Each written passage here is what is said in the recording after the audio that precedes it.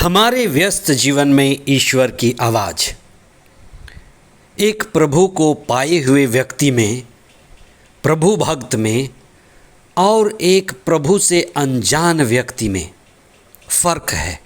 जिसने प्रभु को पा लिया है वह कीचड़ में खिले हुए कमल की तरह है। ये संसार रूपी कीचड़ है। वह व्यक्ति संसार रूपी कीचड़ के थोड़ा ऊपर उठ जाता है और फूल की तरह खिलता है। उसे कीचड़ नहीं छू पाती। ऐसा ही है एक प्रभु भक्त, प्रभु अनुभवी का जीवन। एक सवाल उठता है कि प्रभु को हम कैसे पाएं? मार्ग कौन सा है? वैसे तो कई मार्ग हैं।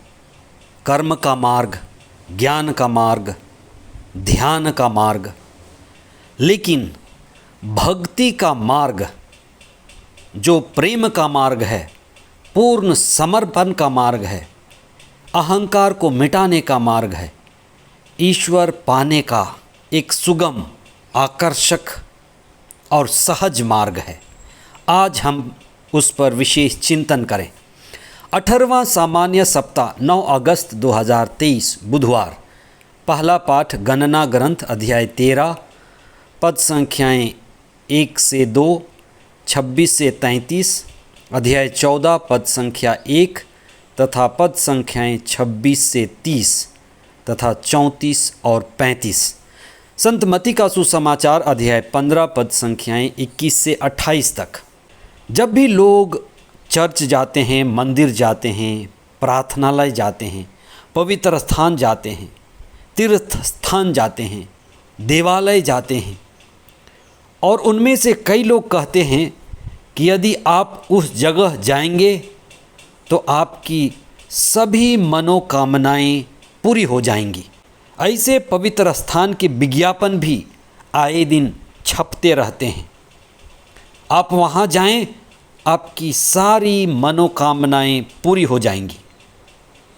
जहाँ भी मनोकामनाएं पूरी होने का विज्ञापन छपा हुआ पाएं, आप थोड़ा सजग हो जाएं कि मनोकामना पूरी होने का विज्ञान धोखा हो सकता है।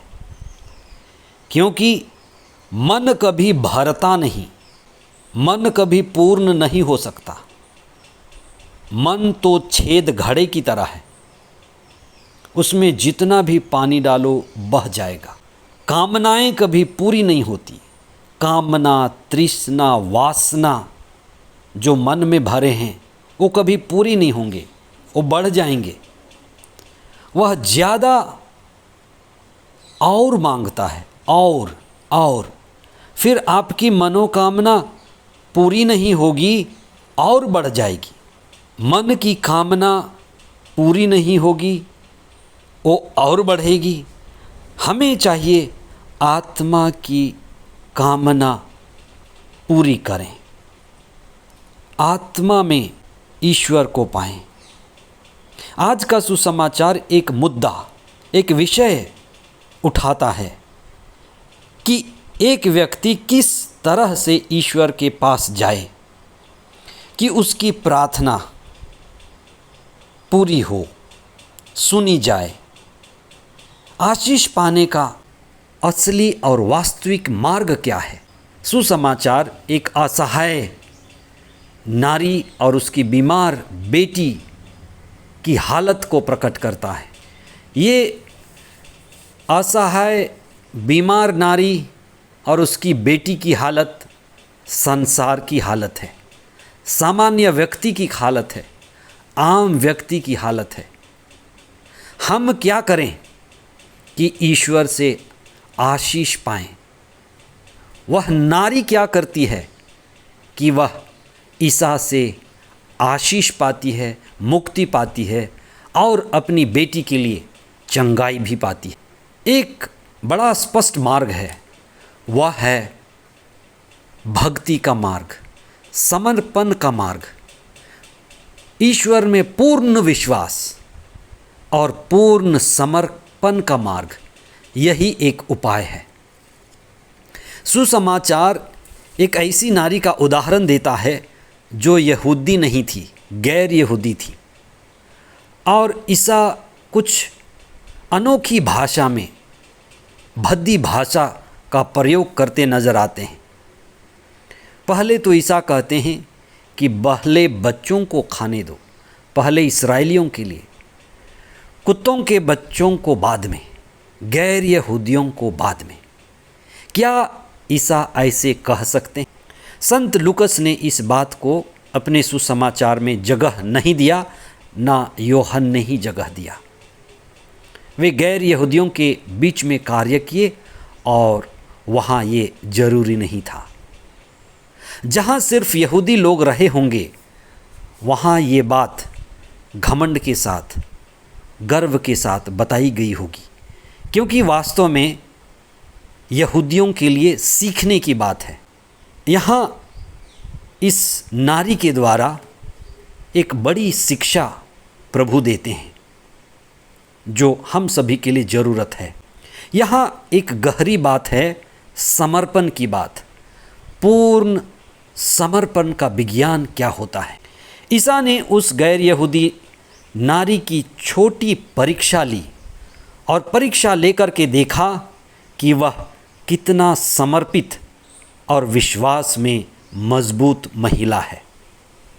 सबसे पहली परीक्षा उस नारी के लिए थी कि वह केवल चंगाई का फ़ायदा चाहती है या ईश्वर में उसकी पूरी श्रद्धा है। दूसरी बात, ईसा ने उस नारी का पहले तो अनदेखा कर दिया, उसकी ओर देखा ही नहीं, इसलिए वो बहुत देर तक ईसा के पीछे पड़ी रही।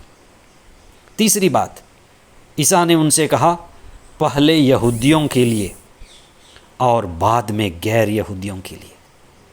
और उस नारी ने कहा ठीक है, हम तैयार हैं। ईसा ने कहा कि तुम कुत्ते के बच्चे हो। उस नारी ने कहा हमें आप कुछ भी समझ लें, हम कुछ भी बनने के लिए तैयार, बिल्ली, गधा, बकरी, घोड़ा, कुछ भी, आप नीचे गिरे हुए को खाएंगे। उस नारी ने कहा मंजूर है, हम जूठा भी खा लेंगे, आप जो भी देंगे हम खा लेंगे, आप जो भी करवाएंगे हम कर लेंगे, जो भी हम आप समझेंगे हम वही हो जाएंगे।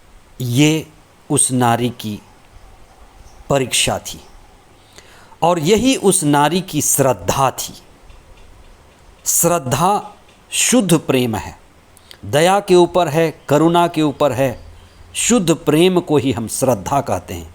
आकारण प्रेम, फ़ायदा के लिए नहीं, लेकिन शुद्ध प्रेम।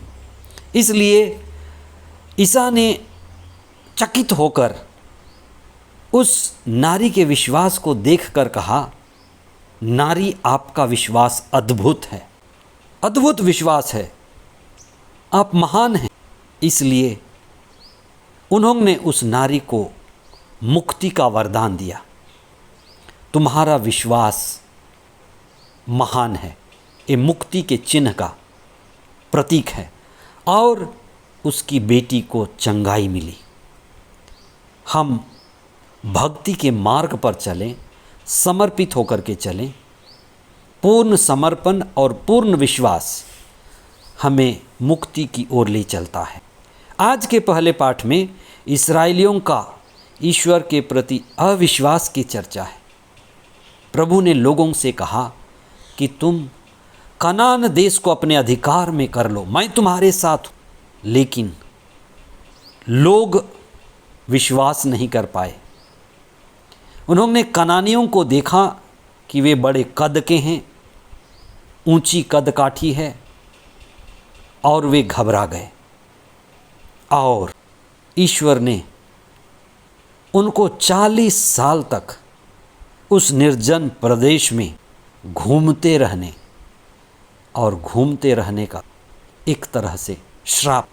जो प्रभु में विश्वास नहीं करता, प्रभु में भरोसा नहीं करता, प्रभु में श्रद्धा नहीं रखता, वह आशीष से वंचित हो जाता है। इसलिए वह पीढ़ी जो विश्वास नहीं कर पाई, घूमती रही और मर करके नष्ट हो गई। मूसा और उनके साथ कुछ ही लोग जिन्होंने प्रभु पर विश्वास किया आगे बढ़ते रहे।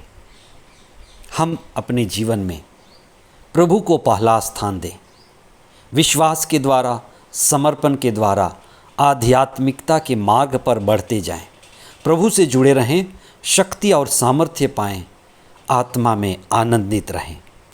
आमीन।